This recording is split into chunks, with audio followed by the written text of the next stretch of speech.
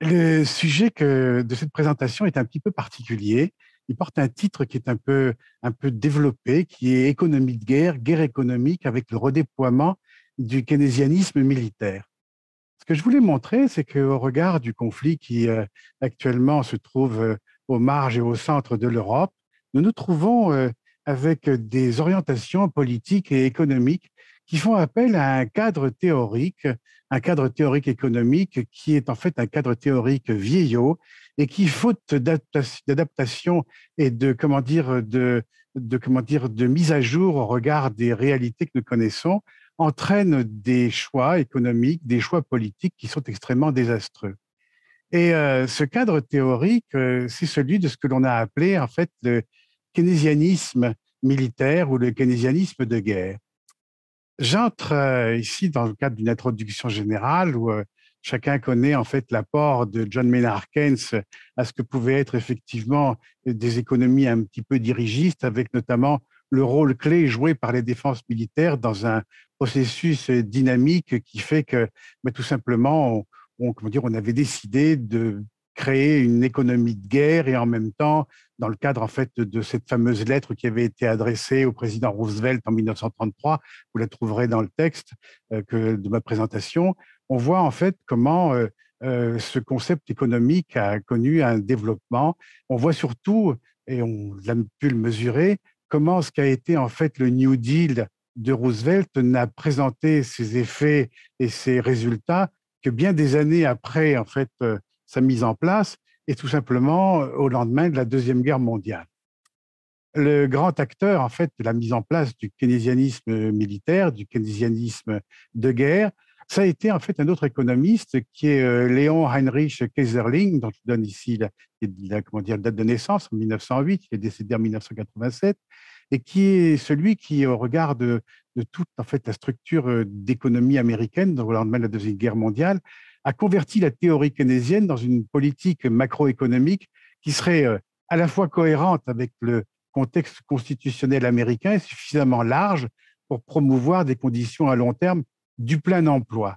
Et en fait, on a décidé, on a retenu de l'enseignement et des actions de Keyserling qu'il avait tout simplement réussi à surmonter ce fameux dilemme qui était le choix habituel entre le beurre ou les canons, où il s'agissait en fait soit de privilégier bien tout simplement en fait des productions d'ordre civil qui bénéficient à tout le monde, ou alors des productions d'une économie de guerre. Pour le résumer, en fait, ce concept, le keynésianisme militaire, désigne la politique selon laquelle un gouvernement ou le gouvernement devrait augmenter les dépenses militaires afin d'augmenter la croissance économique.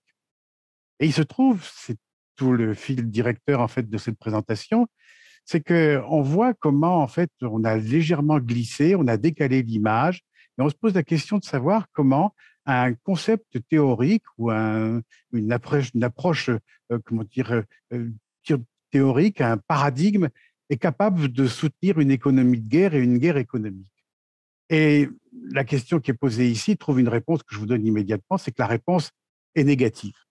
Et je vous propose d'en examiner les causes et les conséquences pour ce qui est le cadre très précis de l'Union européenne dans le cadre de l'effort, je qualifie très précisément de l'effort économique et de l'effort militaire, qui est sa contribution actuellement dans le cadre de cette opposition au retour de, comment dire, du conflit qui est celui de l'Ukraine. Vous trouverez à l'intérieur du document, en fait, ce qui était, comment dire, l'origine, en fait, du keynésianisme militaire, où on sait que, au regard des trois ouvrages principaux de Keynes, la seule chose qui intéressait Keynes au tout début, quand il a créé, en fait, quand il a écrit son premier ouvrage, qui était Les conséquences économiques de la paix, on est en 1929, c'était pas vraiment l'économie de guerre, il ne va s'intéresser vraiment qu'en 1939, mais ça va être en fait petit à petit, par le biais d'une utilisation abusive, une expression de keynésianisme militaire pour, à partir de la pensée de Keynes et la pratique qui a été mise en place par Keyserling, de qualifier et justifier un rôle moteur des dépenses militaires dans la croissance des 30 années qui ont suivi la Seconde Guerre mondiale. Et comme je l'explique, en fait, Keynes affirme affirmera très tard que l'augmentation de la demande publique en biens militaires est de nature à résoudre dans un bref délai les problèmes de chômage. D'abord par une création directe d'emplois destinée à la production de ces biens, puis ensuite par cette trouvaille absolument extraordinaire qui a été reprise par tous les économistes depuis, qui est l'effet multiplicateur. Et alors, on se trouve bien dans le cadre conceptuel défini dans sa théorie générale, c'est-à-dire en fait une augmentation de l'investissement suite à la demande de l'État en biens militaires, qui engendre une augmentation du niveau d'emploi ainsi que du salaire des travailleurs, qui est la contrepartie de l'allongement de la durée de travail et qui engendre à son tour une augmentation du revenu monétaire des consommateurs.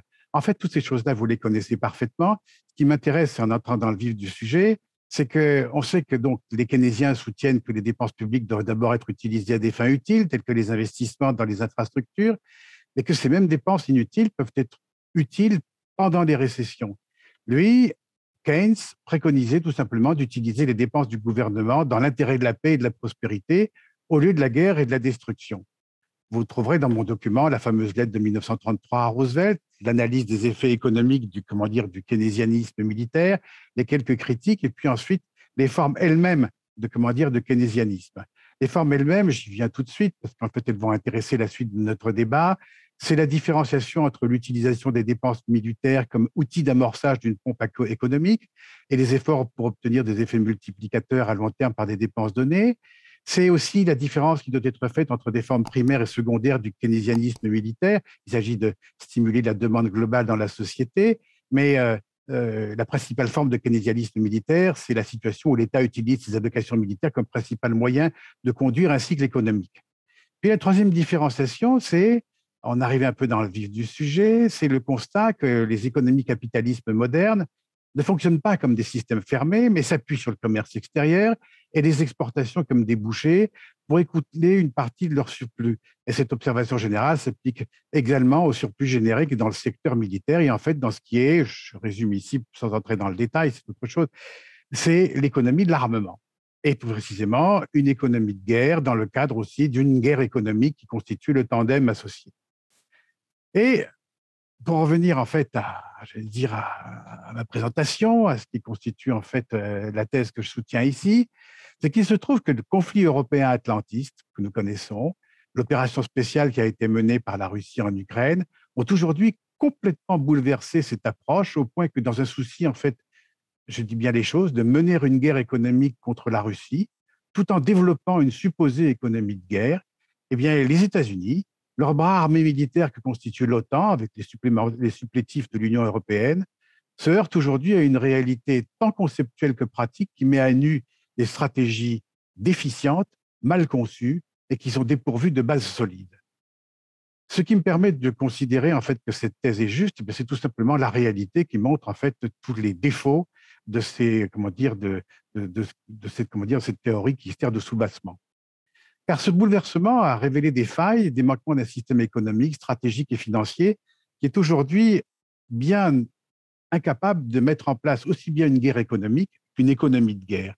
Et en voulant tout à la fois parer à une crise économique qui est déjà ouverte, déjà ancienne, tout en assurant un effort de guerre, eh bien, le redéploiement du keynésianisme économique a tout simplement raté son objectif. Et quelle en est la cause? Eh bien, la cause, c'est tout simplement les conséquences du soutien financier de l'Ukraine pour l'Union européenne. Très récemment, les chefs de la diplomatie de l'Union européenne ont approuvé une augmentation de 3,5 milliards d'euros du fonds d'aide militaire à l'Ukraine. Dans l'ensemble, le soutien militaire apporté depuis le début de l'opération militaire spéciale pour les pays de l'Union européenne est sans précédent de par son ampleur. Et qui plus est, si l'on tient compte des importantes injections macrofinancières pour les besoins socio-économiques de ce pays d'Europe de l'Est, l'effort financier est absolument gigantesque.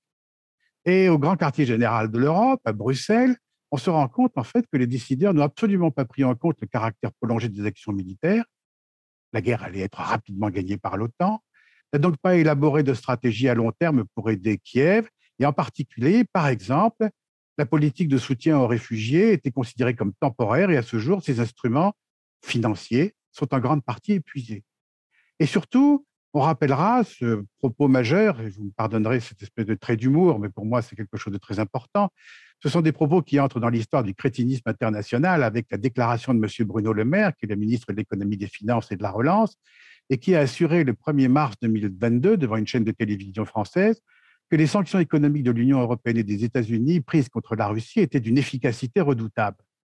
Notre excellent collègue Jacques Sapir a parfaitement résumé la question et nous a donné des éclairages sur ce qu'était en fait le pouvoir et la réalité et l'efficacité des sanctions économiques. Nous allons livrer une guerre économique et financière totale à la Russie, a déclaré M. Le Maire. Il a affirmé qu'une nouvelle salve de sanctions économiques était en préparation. Je ne sais plus exactement à quel train de sanctions nous en sommes actuellement, si c'est 11 ou 16 sanctions. J'ai perdu en fait le fil. On en voit déjà les effets. Le ministre déclarant que le trésor de guerre de M. Poutine était réduit à presque rien. Et surtout, ce propos absolument hallucinant, nous allons provoquer l'effondrement de l'économie russe. En fait, ce que l'on voit maintenant, c'est que depuis le début du conflit, l'Ukraine a été le plus grand bénéficiaire de l'aide d'un instrument qui est la Facilité européenne pour la paix et qui, contrairement au budget de l'Union européenne, est autorisé à financer des opérations militaires. Et là, je pose la question, avec quelles ressources? Eh bien, ce sont des ressources qui sont inconnues.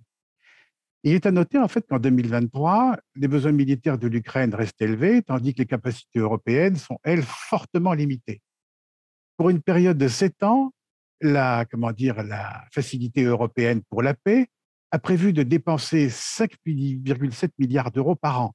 Et plus de la moitié de cette somme a déjà été dépensée déjà en 2022, ce qui freine très sérieusement le potentiel de Bruxelles pour apporter une aide supplémentaire à l'Ukraine ainsi que dans les opérations de l'Union européenne dans d'autres pays du monde. Il en résulte en fait que l'épuisement des réserves militaires en fait, des pays de l'Union, à son tour, a réduit leur disponibilité pour de nouvelles livraisons, de nouvelles aides extérieures. Et aujourd'hui, 1 an après le début de l'opération militaire spéciale, le soutien de l'UE à l'Ukraine, soutien humanitaire, militaire, financier, s'élève à 62 milliards d'euros et en juin 2023, on est déjà à 70 milliards d'euros. On sait maintenant qu'il y a du tirage dans l'Union européenne. Les pays membres ne sont pas du tout unanimes sur la nature et l'importance et les modalités de l'aide. Pour ce qui est pays baltes, Pologne, Royaume-Uni, c'est une position extrêmement ferme sur le soutien continu à l'Ukraine, tandis que les pays du sud de l'Europe sont plus qu'hésitants et tirent la langue. En plus d'énormes dépenses financières pour l'Ukraine, ces pays de l'Union européenne ont dû subir des coûts importants pour contenir l'inflation importée. Il s'agissait d'un paramètre dont personne n'a tenu compte, tandis que l'augmentation de l'inflation de base, qui est un des risques clés, a conduit tout simplement les pays de l'Union européenne à durcir de manière significative leur politique monétaire. Et on s'est trouvé en fait face à une augmentation du coût des emprunts, à un durcissement des normes de crédit dans l'ensemble, à une réduction des flux de crédit, y compris pour des objectifs d'investissement. Tout cela, vous le connaissez, mais je crois nécessaire de le reprendre pour l'illustrer. Et on voit comment, dans différents secteurs de l'économie européenne, et je dirais tous les secteurs de l'économie européenne, on assiste à un ralentissement du rythme de croissance des investissements. Dans certains domaines, par exemple l'immobilier qui s'effondre en France et en Europe de l'Ouest, on observe même une diminution des investissements. Donc la croissance économique est considérablement limitée. Les faibles taux ne permettent pas du tout d'élargir l'espace fiscal dans de nombreux pays. Je veux dire, la communication que vient de nous faire notre collègue Kaïla est extrêmement intéressante à ce propos. Et enfin, il convient de noter que la situation actuelle a conduit à une crise du coût de la vie, non pas dans certains pays, mais dans tous les pays.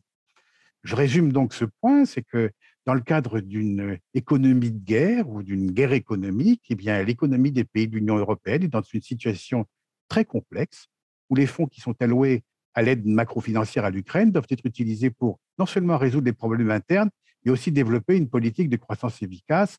Autant vous dire tout de suite que l'équation est déjà impossible à résoudre, surtout lorsque tous les moteurs de la croissance s'éteignent les uns après les autres, tandis qu'augmentent les charges en matière d'énergie et que se mettent en place des objectifs écologiques de décarbonation générale qui sont absolument désastreux et qui ont pour résultat de détruire des pans entiers d'industrie, notamment l'industrie automobile, en attendant de mettre définitivement l'économie occidentale en général et européenne en particulier au tapis. Autrement dit, l'activité économique de l'Union européenne reste à un niveau extrêmement bas. Les perspectives de croissance économique sont incertaines. Il n'y a qu'à regarder tout simplement les prévisions de l'OCDE, l'Organisation de coopération et de développement économique, qui prévoit que l'économie de la zone euro ne progressera que de 0,8% en 2023. Et l'aspect important, c'est l'évaluation de l'ampleur du soutien financier à l'Ukraine. On ne sait pas du tout de combien de ressources Kiev aura encore besoin, même si, selon les dernières déclarations de la Commission européenne, l'aide financière de l'Union européenne s'élèvera à 50 milliards d'euros en 2004-2027. on est face à un véritable trou sans fond ou à un tonneau des Danaïdes. Les sources et les conditions de ce financement sont plus qu'incertaines parce que simplement Bruxelles n'a aucun plan stratégique clair et la plupart des décisions prises sont immédiates et en grande partie non coordonnées. Autrement dit, le discours sur, je cite, la nécessité de soutenir l'Ukraine par tous les moyens possibles montre malheureusement son insuffisance. Et à long terme, ce qui risque probablement de se passer, c'est que la croissance économique de l'Union européenne, qui se trouve donc déjà très fortement obérée, continuera de ralentir et le budget de l'UE sera probablement incapable de satisfaire des tâches ambitieuses qui se présentent en termes de soutien financier à l'Ukraine, ce qui est particulièrement important compte tenu de l'objectif de poursuivre parallèlement la politique d'intégration fiscale ainsi qu'un ensemble de problèmes dans le domaine de la coopération en matière de défense au sein de l'Union européenne. J'évacue tout de suite le sujet qui permettrait théoriquement à l'Union européenne de se refinancer par le biais d'emprunts sur les marchés internationaux. Là, la réponse est nette, c'est probablement un rêve qu'il faut absolument écarter. Le deuxième point, dans le cadre d'une parallèle à la guerre économique, c'est tout simplement en fait l'économie de guerre. Alors là, l'économie de guerre, c'est en fait l'économie de la défense, et on dira que l'opération spéciale en Ukraine a fait plus pour réveiller les Européens au sujet des questions de défense en 11 mois que des années de cajolerie américaine sur le partage des charges et des grands projets européens d'autonomie stratégique. Autrement dit, pour dire les choses clairement, la guerre a brisé les fondements de la sécurité européenne, qui étaient déjà un peu vacillantes. Elle a obligé de nombreux gouvernements européens à commencer enfin à prendre la défense au sérieux et à réaliser surtout, on l'a vu avec l'actualité, que les armes merveilleuses de l'OTAN n'étaient peut-être pas aussi opérationnelles et efficaces qu'on avait bien pu le penser ou y croire. Et en fait, bien que ce ne soit pas suffisant, c'est beaucoup plus d'actions que nous n'en avons vu auparavant.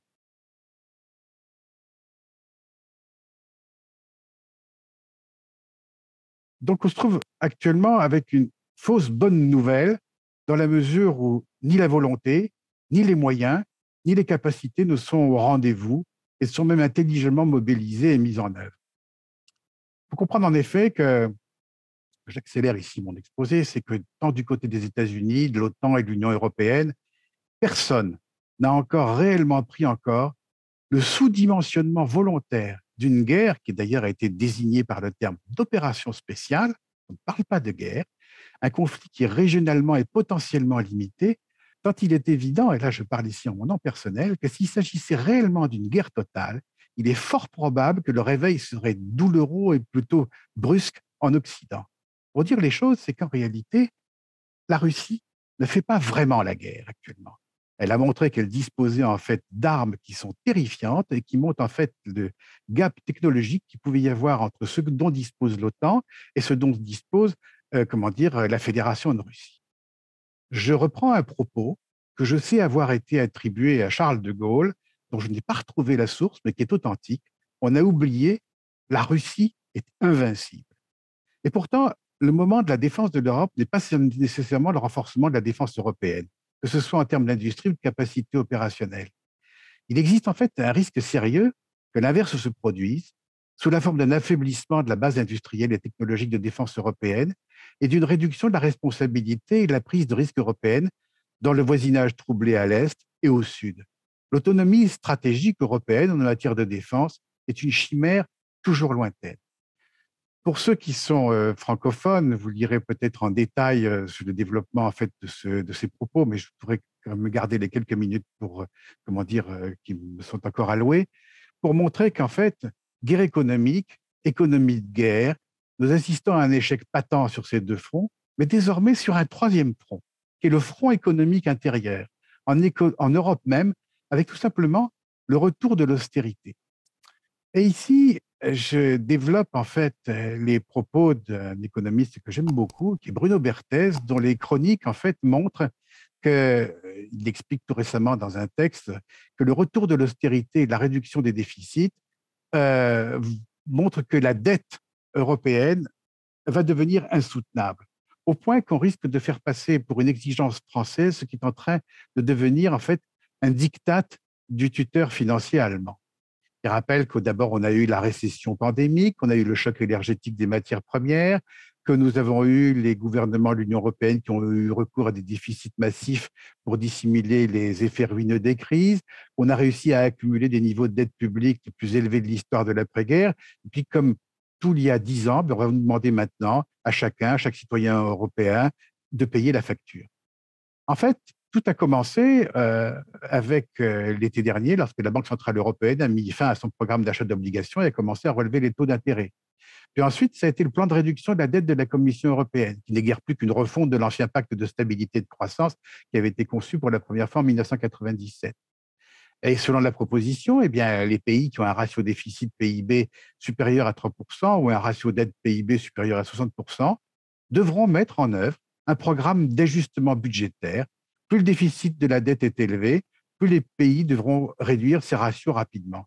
On a l'impression de voir la mise en place, à l'échelle de l'Union européenne, de ce que le Fonds monétaire international a posé à des pays pauvres dans des situations difficiles avec ces fameuses conditionnalités, ce qui est absolument incroyable. Et aujourd'hui, avec une telle politique, eh bien, c'est une vingtaine de pays qui tomberaient sous le coup de nouveaux plans de réduction des déficits de la dette, et ceux qui seraient tenus de prendre les mesures les plus strictes, qui sont déjà un peu sérieusement mal en point pour certains, comme la Grèce, ce seraient ensuite d'autres pays qui croient encore être tirés d'affaire, mais qui ne le sont pas franchement, qui sont l'Italie et la France, l'Espagne et la Belgique. Comment dire, je continue là-dessus, en fait, en vous montrant, en fait, que ces nations devraient s'engager sur une réduction minimale du déficit de 0,5% du PIB de chaque année, qui pourrait atteindre 1,5% dans certains cas, avec des coupes budgétaires s'élevant à plusieurs milliards d'euros chaque année. Je vais vous dire très simplement les choses, je n'y crois pas, simplement parce qu'en fait, c'est totalement irréalisable. Et là, aujourd'hui, en fait, ce que l'on voit, c'est que euh, on voit la relecture exacte du débat qui a donné la crise de l'euro des années 2010. Les politiques qu'on est en train de mettre en place dans le cadre en fait d'une économie de guerre et d'une guerre économique n'ont pas seulement augmenté le chômage, érodé le bien-être social, poussé une grande partie de la population au bord de la pauvreté, 10 millions de pauvres en France, hein, selon l'Observatoire national de la pauvreté. Et dans le cas de la Grèce, d'autres pays, cela crée une véritable urgence humanitaire. Mais toutes ces mesures-là ont également complètement échoué à atteindre leurs objectifs déclarés de relancer la croissance et de réduire les ratios dette-PIB. Je n'ai plus le chiffre exact parce que la mémoire me fait défaut à l'instant sur le montant de la dette française à l'heure actuelle, de 1200 milliards, quelque chose comme ça. Enfin bon, c'est un chiffre qui est absolument hallucinant. Le papier refuse pas l'encre, mais dans les faits, en fait, ça va être très difficile en fait, à supporter. Le résultat, en fait, c'est que nous nous trouvons face à une décennie perdue de stagnation, de crise permanente qui conduit à une profonde division entre le nord et le sud de la zone euro, qui amène l'union monétaire, tout simplement, au bord de l'auto-implosion. Et l'expérience d'austérité, j'évoquais à l'instant le FMI, a été un échec si catastrophique que même le FMI l'a admis. On ne peut que désespérer de sa renaissance. Mais finalement, ce n'est qu'un appel supplémentaire. Aucun des problèmes sous-jacents déjà connus dès sa naissance, les problèmes sous-jacents de l'euro n'a été résolu. Les perspectives culturelles, les intérêts économiques des États membres restent inconciliables et le sort des nations et des gouvernements démocratiquement élus continue d'être entre les mains de technocrates qui sont pas été élus et qu'on trouve à Francfort et à Bruxelles.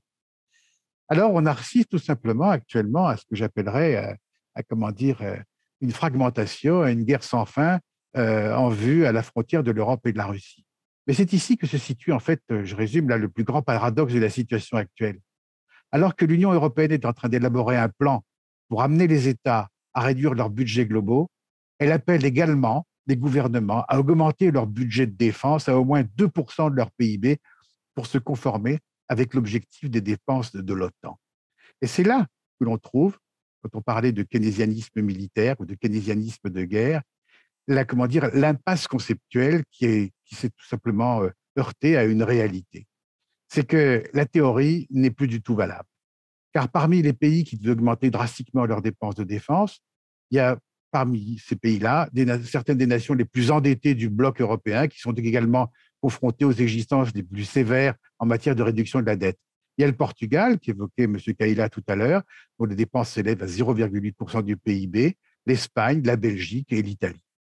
Et pas plus tard que la semaine dernière, la Commission européenne a annoncé son plan d'1 milliard d'euros encore pour augmenter la capacité de l'Europe à produire des munitions. Une nouvelle étape dans le passage de l'Europe au mode d'économie de guerre, comme l'a dit un fin connaisseur qui manifestement a un décalage très sérieux avec la réalité, qui est le commissaire Thierry Breton. En d'autres termes, j'en ai presque terminé, les pays européens seront bientôt tenus de réduire la protection sociale, des investissements cruciaux dans les domaines qui sont non liés à la défense, afin de financer une nouvelle économie de la défense de l'Union européenne. On va appeler ça l'austérité militaire dans le contexte d'un bloc de plus en plus vassalisé à la politique étrangère américaine. Autrement dit, les Européens vont être priés de travailler en fait dans un effort de guerre pour acheter du matériel américain après avoir liquidé leurs propres industries de défense nationale et donc en fait tout simplement industrie tout court. Voilà exactement la conclusion à laquelle on peut arriver quand on voit l'inadéquation qu'il peut y avoir en fait avec un modèle théorique qui n'est plus du tout en phase avec une réalité qui a changé. Je vous remercie de votre attention.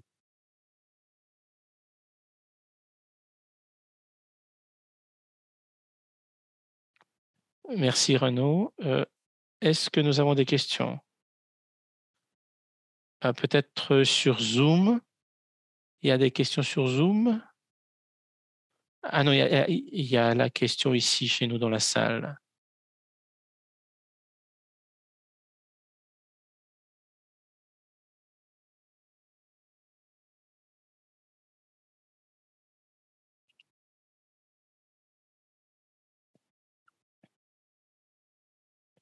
Oui, j'ai une question. Renaud Bouchard. Oui, j'écoute. Ouais.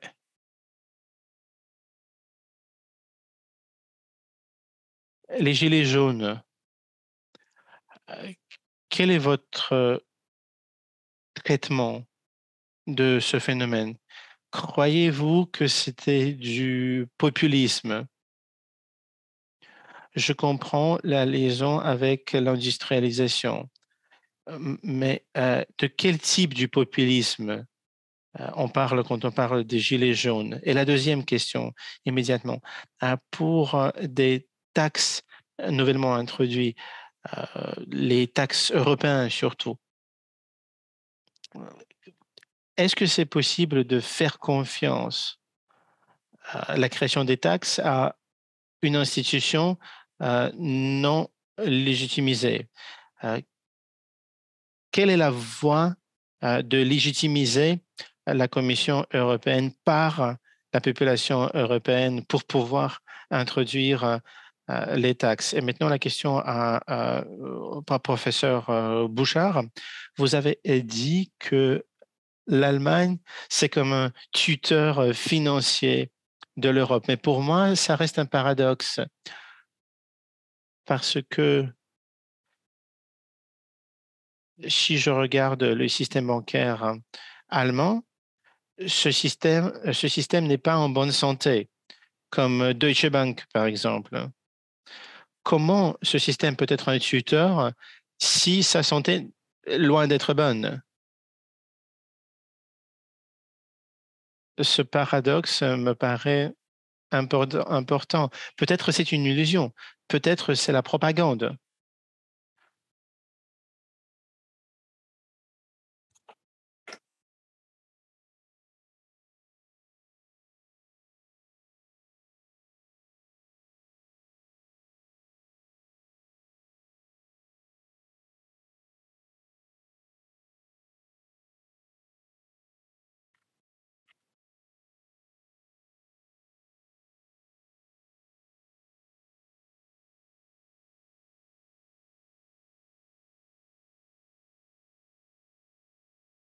Est-ce que nos collègues français, nos amis français, ont compris les questions d'Hélène? Oui. Oui, pas de problème, Dima. Проблем нет, Dima, проблем нет. Donc, on attend vos réponses. Merci. Écoutez, je vais répondre, si vous me permettez, à la première question d'Hélène sur la lecture que je peux faire du mouvement des Gilets jaunes. Il faut s'entendre sur le mot populisme qui, en France, a une explication et une coloration qui est extrêmement péjorative. Populisme traduisait simplement remise en cause des institutions politiques actuelles avec de préférence tout ce qui peut tendre vers un retour de l'extrême droite avec des pratiques qui sont totalement honnies, avec un régime fort, avec tout simplement volonté en fait de changer ce qui ne doit pas être changé. Les Gilets jaunes, en fait, c'est une irruption populaire qui a trouvé réellement une légitimité très profonde. D'abord, il y a le côté absolument génial de cet uniforme qui s'est répandu d'un seul coup. Les gilets jaunes, vous le savez, c'est en fait tout simplement la veste que n'importe quel conducteur d'automobile en France doit revêtir lorsqu'il y a un accident ou un péril, lorsque sa voiture est arrêtée au bord de la route, lorsqu'il y a une panne ou quelque chose. Donc, autrement dit, tous ces gens se sont réunis, je dis ça pour nos collègues russes, mais ils le savent déjà, autour de ronds-points, en fait, et là où il y avait les voies de communication, où chacun pouvait être visible et discuter. Beaucoup de gens en France qui avaient le même pouvoir d'achat, un très faible pouvoir d'achat, ont découvert en fait qu'ils étaient tous logés à la même enseigne, qu'ils avaient le même mode de vie, les mêmes revenus. Et pour reprendre la phrase d'un comique français aujourd'hui décédé qui s'appelle Coluche, eh bien, pour beaucoup de gens, la fin du mois, c'était généralement le 10 du mois. Et le reste du temps, ils étaient obligés de se débrouiller jusqu'au point où on a accusé en fait tous ces gens d'être tout simplement des gens qui roulaient au diesel et qui fumaient des cigarettes. Autrement dit, un mépris général qui a lancé en fait des émeutes et en fait une véritable insurrection qui, je dois le dire, a fait peur au pouvoir et qui d'une certaine manière reviendra car les incendies ne sont jamais éteints, ce sont des braises qui sont toujours là. Donc, autrement dit, je ne crois pas qu'il s'agisse en fait d'un populisme, j'allais dire, au mauvais sens du terme. C'est un vrai populisme, c'est-à-dire en fait une insurrection populaire pour montrer en fait le malaise qu'il pouvait y avoir à continuer à vivre broyé avec des règles économiques qui sont, comme on l'a clairement expliqué encore très récemment, des règles qui sont imposées tout simplement par l'Union européenne et qui ne tiennent absolument pas compte des spécificités de chacun des pays. On l'a vu avec la Grèce, comment dire, bon, vous connaissez cette question-là. Ensuite, la deuxième question comment dire, qui a été posée par Hélène, c'était savoir si on pouvait faire confiance en fait comment dire, à des institutions qui n'étaient pas légitimes. Moi, je vais vous dire, à titre personnel, je suis extrêmement européen, mais je ne me reconnais, mais alors absolument pas dans l'Europe actuelle qui a été construite en fait sur une effraction et qui est celle en fait d'un référendum qui a été à l'origine négatif et dont on a transformé les résultats en disant qu'il était positif.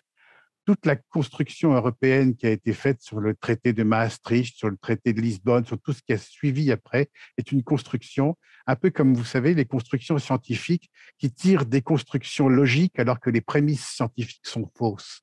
Eh bien, c'est un système qui est en train de s'écrouler et qui, de toute certaine manière, aussi bien comme l'euro, qui est une construction totalement artificieuse, voilà, eh bien, finira par s'écrouler elle aussi. On voit bien d'ailleurs qu'en fait, les lézardes dans le bâtiment sont extrêmement importantes. C'est pour cela qu'en fait, je fais une incise ici, la suite de l'excellente présentation de M. Kahila. Je pense que la marche vers le fédéralisme européen va être beaucoup plus compliquée qu'on peut ne l'imaginer. Il y a beaucoup de choses à résoudre avant. Personne ne se reconnaît dans cette démarche-là. Le troisième point, sur l'Allemagne comme étant en fait un tuteur financier, dans la réalité, c'est absolument pas le cas. Hélène a parfaitement raison. Mais en fait, toutes les mesures financières de tutelle, ce sont en fait des mesures artificielles, des mesures politiques qui sont imposées en fait par la Banque centrale européenne sur la base en fait d'analyses financières qui sont totalement fausses quand elles ne sont pas surréalistes. Peut-être, chers collègues russes, avez-vous entendu parler de la dernière déclaration de Madame Lagarde qui a savamment expliqué, ça doit être hier ou avant-hier, eh bien que l'inflation en Europe était tout simplement causée par le dérèglement du climat. Mais quand on en arrive en fait à des explications économiques et financières de cet acabit, il y a lieu d'être extrêmement inquiet. Alors la tutelle financière de l'Allemagne, eh bien oui, parce qu'en fait la tutelle financière de l'Allemagne, elle va être imposée de manière politique, ce qui est le cas actuellement, parce qu'elle elle obéit à ce qu'on appelle en fait les grandes orientations de la politique économique, voilà, en Europe, qui sont en fait un plan qui a été savamment ourdi et qui est destiné en fait à intégrer au marteau, de gré ou de force, les populations européennes dans un système financier en fait qui ne leur convient absolument pas. C'est la course de vitesse Et la course de vitesse, quand on ne tient pas compte des intérêts de 450 millions de personnes, je pense qu'elle est déjà perdue. Voilà.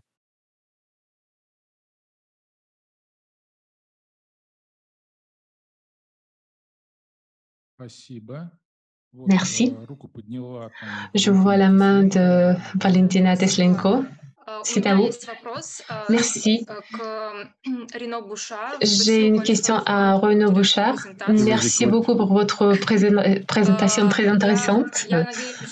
J'espère que vous allez partager avec nous le texte que vous avez montré sur l'écran parce que ce texte sera très important pour mes études et mes recherches.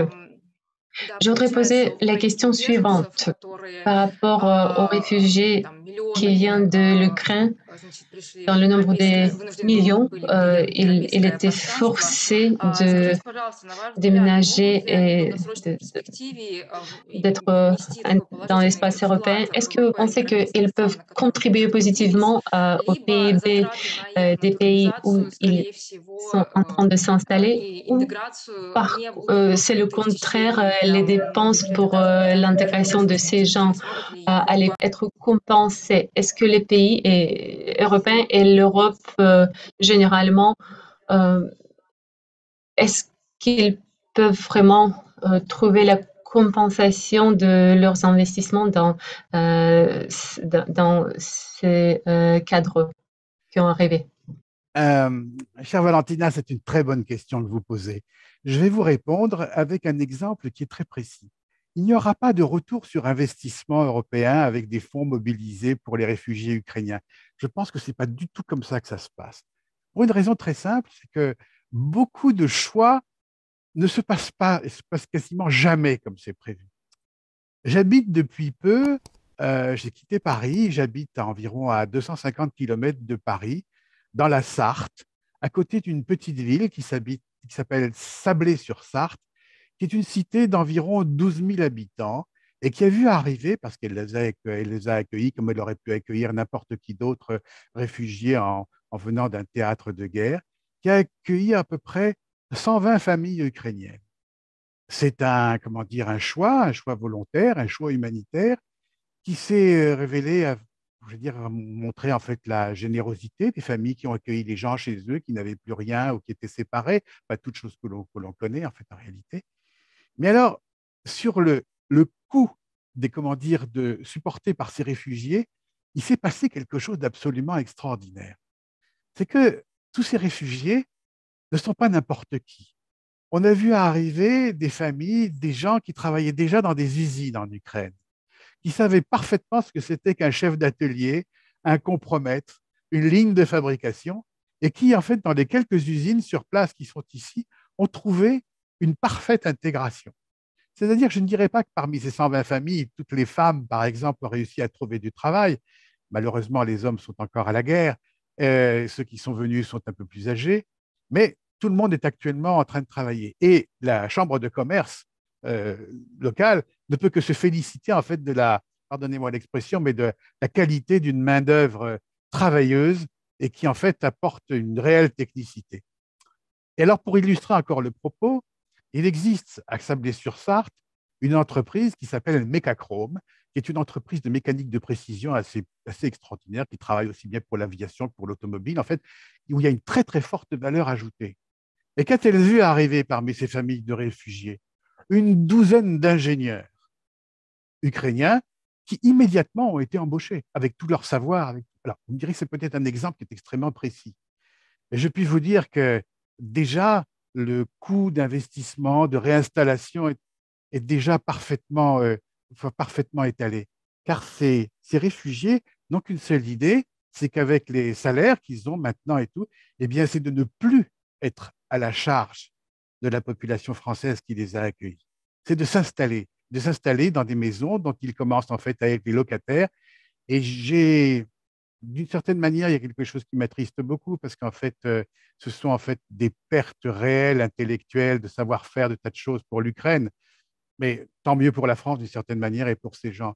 Alors là, voyez-vous comment en fait on voit, mais c'est peut-être un exemple comment dire, qui est, comment dire, qui réduit en fait à ce dont je vous parle, là, à l'échelle d'un département où il n'y a que 500 000 habitants. Mais je pense que c'est un peu le cas peut-être un peu partout en France. Euh, Ce sont des populations travailleuses. Elles sont comme vous, comme moi. Et je ne vous imagine pas dans un pays étranger en restant les deux mains sur les genoux et à ne rien faire. Donc, autrement dit, eh bien, les coûts qui ont été des coûts publics, en fait, sont déjà, à mon avis, largement compensés. Voilà.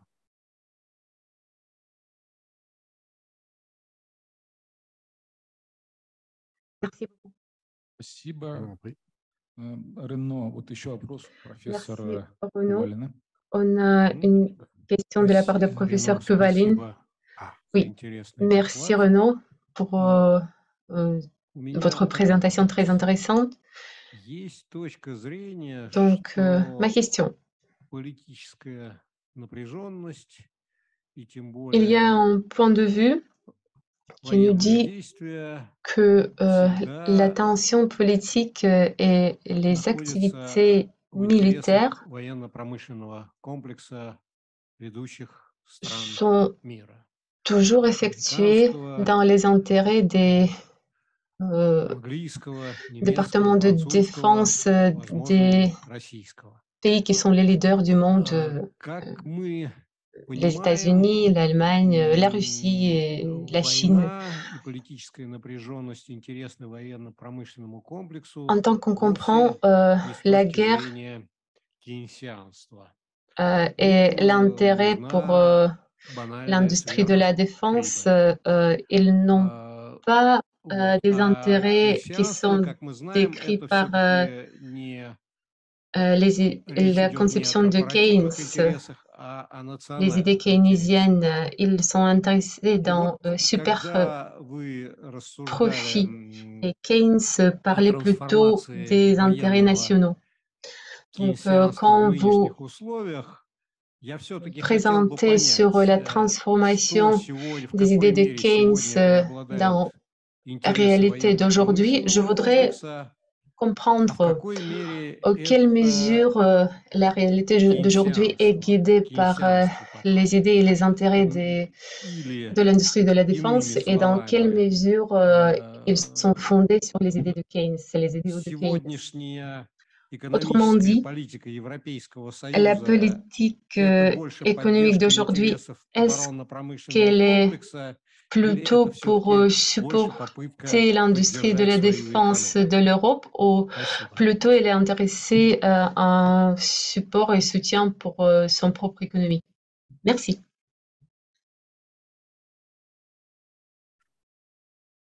Alors là encore, une très bonne question. Ce que je veux montrer, c'est que dans les politiques qui ont été mises en place, aussi bien en fait que l'industrie de la défense, l'idée de guerre économique ou d'économie de guerre, on est resté sur un vieux schéma, sur un schéma qui est actuellement ancien, qui a montré en fait ses limites, qui est l'idée qu'on pourrait relancer peut-être en fait une espèce de consommation intérieure et comment dire et comment dire bénéficier en fait de ce qui pourrait être en fait une relance de l'économie de la défense. C'est en fait un leurre, c'est une fausse idée dans la mesure où ces industries de la défense, je pense en fait à la France par exemple, sont déjà parfaitement intégrées, ont déjà leur marché et ne travaillent que pour elles-mêmes, ne dégagent de profit que pour elles-mêmes et que ce n'est qu'en fait de manière probablement anecdotique qu'on en retrouve en fait comment dire, les bénéfices pour chacun de nous, chacun des citoyens. Ce n'est pas en fabriquant un tank ou un canon ou quoi que ce soit, à moins qu'il s'agisse en fait de la mise en place d'un alliage d'acier très particulier ou d'une peinture qu'on va pouvoir trouver quelconque intérêt là-dessus. En fait, en réalité, cette industrie de la défense travaille pour elle-même, mais elle le travaille aussi avec beaucoup de difficultés.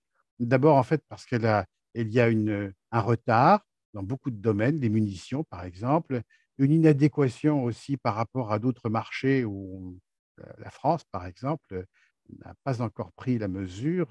Nous en parlions très récemment avec Jacques et avec le général Arbulot, qui est le directeur de l'école de guerre économique. C'est-à-dire qu'en fait, la France est en train de découvrir, comme d'autres pays, que d'autres nations, que d'autres pays industriels qu'elle ignorait de manière un peu volontaire, étaient en train tout simplement de gagner des parts de marché absolument extraordinaires. Il évoquait en fait le cas de la Turquie, par exemple, avec notamment l'apparition sur le théâtre des opérations militaires. On l'a vu en Azerbaïdjan, on le voit en Ukraine, avec cette nouvelle arme qui est devenue très opérationnelle, très efficace, qui sont tout simplement les drones. Voilà. En France, par exemple, le programme d'installation et de développement de cette arme, que sont les drones, est quelque chose de risible. Lors du dernier salon du Bourget, le dernier salon aérien, on a exposé un avion un peu étrange qui a été fait en fait, comment dire, d'une sorte de bricolage où on prenait en fait le moteur d'un Pilatus Porter, la cellule d'un autre appareil qui a été construit qui s'appelle un TBM 700. Enfin bref, un appareil qui serait quelque chose à développer un jour, mais qui n'existe pas. Il y a un autre appareil qui, lui, existe depuis très longtemps, qui a été fabriqué par Dassault, qui est le fameux Neuron, qui est comment dire, un drone à réaction qui décolle tout seul comment dire, sur des pistes, sur des aéroports, qui ressemble notamment à un engin qui existe déjà dans, comment dire, dans l'aviation russe, mais qui est tellement onéreux et tellement fragile qu'il en est resté encore au stade expérimental. Donc, en fait, on en est sur les retours sur investissement, dans le cadre d'une politique économique de défense, dans le cadre en fait, d'un keynésianisme, on en est très, très éloigné. On ne se trouve pas du tout dans l'économie telle que, je veux dire, elle a pu être développée après. Je parlais de Keyserling qui s'est beaucoup inspiré en fait de l'adaptation comment dire, des idées keynésiennes pour le New Deal et pour l'effort de guerre comment dire, des États-Unis pendant la Deuxième Guerre mondiale. C'est totalement différent. D'abord parce que ce n'était pas du tout le même matériel, parce que c'était un conflit qui était beaucoup plus important, qui impliquait, je veux dire, qui était pour la première fois, la deuxième fois, pardon, à l'échelle intercontinentale, c'était tout à fait autre chose.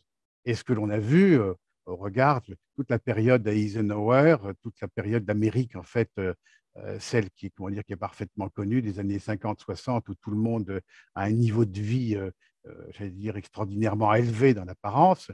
Ça, c'est quelque chose qu'on ne verra certainement pas en Europe à la suite d'une économie de guerre. Donc là, je réponds en fait, enfin, j'essaie de répondre à votre question. C'est une bonne question, Dima. J'ai un peu de mal, voilà. Mais je pense quand même que, en fait, cette approche du keynésianisme là, qui a voulu être soutenue dans le cadre d'une guerre économique et autres, est, j'allais dire, elle est, elle est effectivement décalée. Vous avez totalement raison.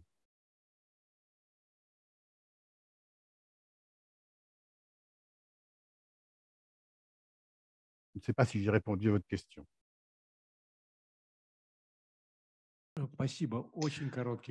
Merci. Un commentaire très court.